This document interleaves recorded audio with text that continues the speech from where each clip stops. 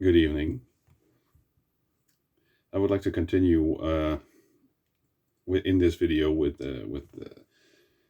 elaborate and go further with the theory that I presented in my previous video that reality must, in my opinion, by necessity, be made up of consciousness itself.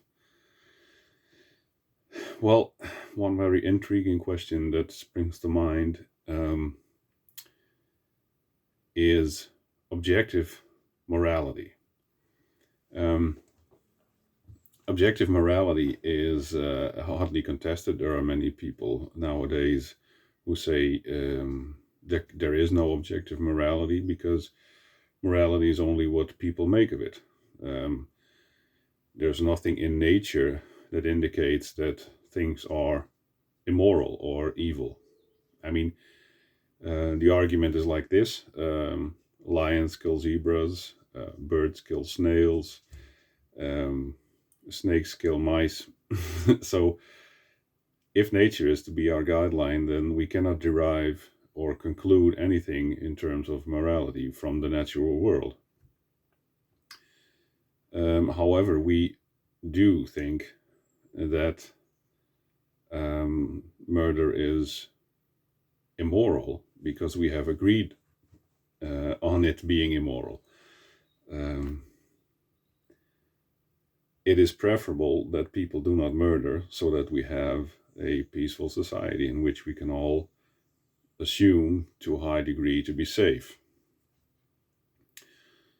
Um, but what does objective morality have to do with this world being made up of consciousness? Well, as I said in my previous video, this reality isn't real because everything that we think is solid matter is made up of jittering atoms, and matter at the atomic level is never truly at rest. Even at absolute zero, there is still movement in the atoms of matter.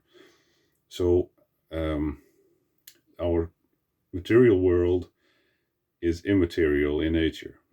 So there is a process that's going on that shapes the atoms and our intangible world and transforms it in this tangible reality that we have this experience in. Well, this is important because just like a computer program, there are fixed parameters that govern this reality, i.e., the laws of nature. And therewith, I mean gravity, speed of light, the laws of thermodynamics. There's a whole host of natural laws that govern this reality. And just like a computer program needs parameters, and any faulty code would cause the program to crash. I suspect it is exactly the same with our reality. That if the laws of nature didn't exist, our reality couldn't be, because if it was so absolutely, it wasn't governed by these rules, it would be fundamentally chaos. And even if it would have given rise to any means of having an experience in this reality, it would be absolutely chaotic, and I think people would go insane immediately. And even if that were in all likelihood, this reality wouldn't exist, because if there's a flaw in the governing system that governs this reality, then it would crash just like a computer program. So from this, we can derive an absolute truth. Yes, an absolute truth, because this reality behaves in predictable patterns due to the laws of nature, we can say there is absolute truth. Because, well, you hear a lot of these spiritual types saying everybody has their own truth. It's a different individual experience for everyone in this dimension. Well, that's simply not true. Yes, we have an individual experience, but we share this arena in which we have the experience that is this reality. Um, so so basically the arena is the same for everyone, which I do think you can manipulate. The events in this reality you can manipulate by thought and by your wishes and desires in concordance with the universe. If you ask for something in the right way, it tends to show up in your existence, in your experience. So there is objective truth um, because because there is replicability. If we do an experiment on this side of the globe by this set of people, and then they send their results to the other side of the globe to a different team of people, and they can get the same results because the same laws of nature govern all of this reality.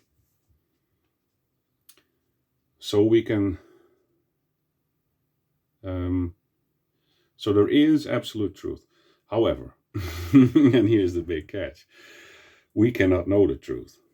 No, all humankind can do is gain an approximate understanding of the truth, but never actually have an understanding of the truth, because we assume that the result of these of the predictability of these natural laws, so that the result of these laws will always be the same.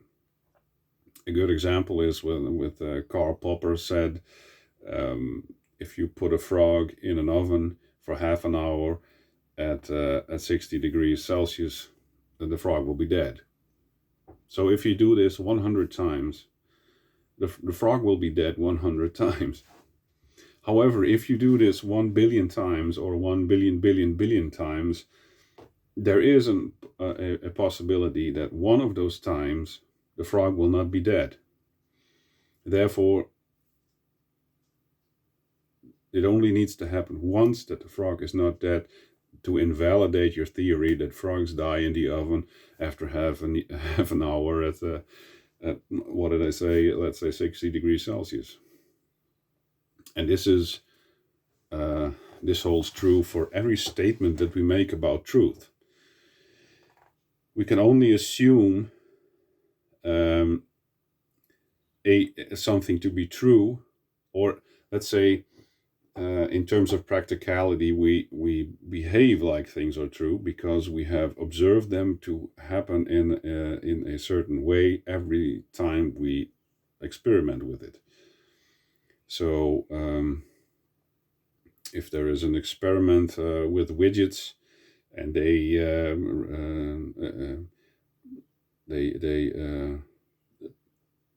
do a specific sequence of manipulations with this widget, and every time the result is the same with the widget turning out a certain way, then we assume that after 100 sequences of these manipulations of the widget, that the 101st and 102nd time it will be the same.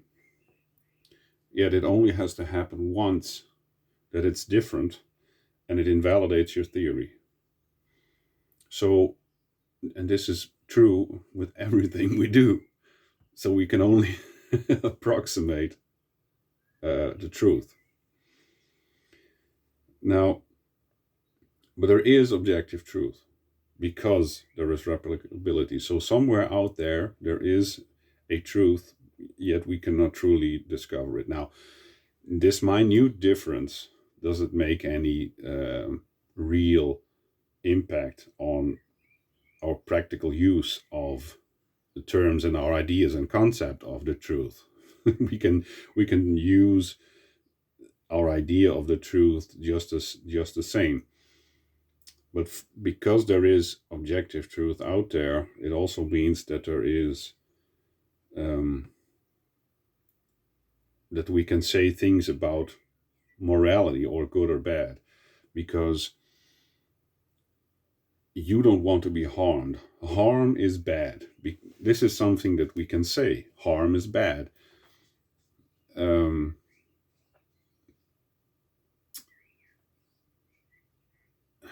and I'm still struggling a bit with, because in nature there is a lot of harm. I mean, animals kill each other left and right.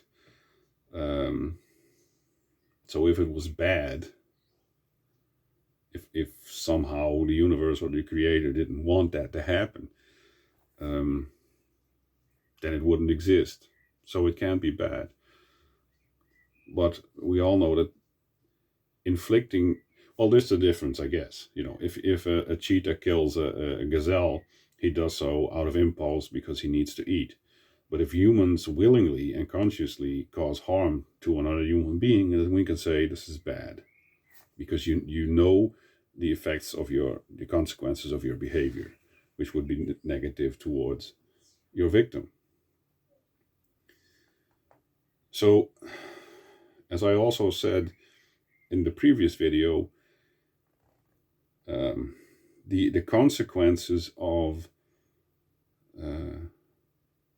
the very nature of thinking and recalibrating our idea of the very nature of our reality, the energetic structure that gives rise to what we call our tangible world, has so far-reaching consequences um, that it's impossible to overstate. Um, well, I guess I don't really have a point to make. Just as in the other video, it's very difficult for me to find people who are capable of understanding what I'm talking about. And I would really like, just in the other video, to just have responses and possibly engage with you in the comments on where I might be wrong. Possibly you can elaborate on my ideas or my theories. Uh, so so I would love to have a respectful discussion about these topics. Um, and with that, I leave you now, and I thank you very much for listening to what I had to say, and I'm looking forward to your comments.